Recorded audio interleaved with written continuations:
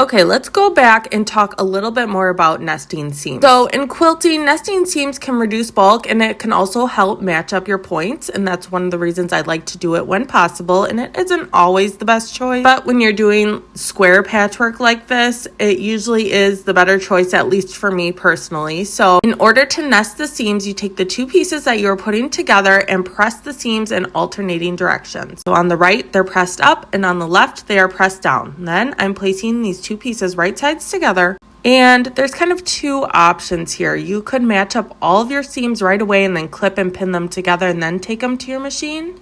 And to actually nest the seams, I kind of feel around and make sure that they should butt up right next to each other, not be overlapping, but they should both just kind of fit into place. And you can move around with your fingers, and you want to make sure they're fitting into place like a 1/4 inch into from the raw edge, not just on the very edge, because you're actually going to be sewing a 1/4 inch in, not on the very edge. So here is an example. I would go down the entire length of these two strips and clip them in place, then bring it to my machine and sew along the entire edge.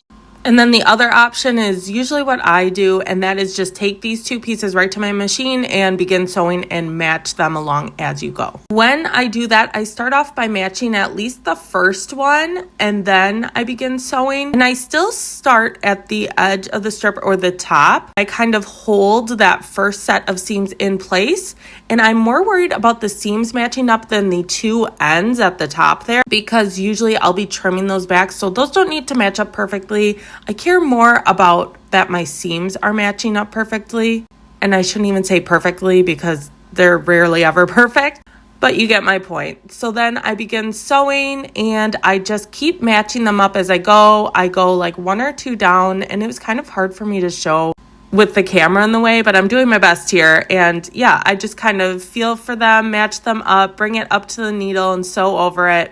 And it usually turns out pretty okay this way. Otherwise, like I said, you can clip them or pin them all in place before bringing them over to your machine, and that could help too. I really hope this answers your question. I'm sorry, I'm not exactly sure. So let me know if it doesn't, and I will try again.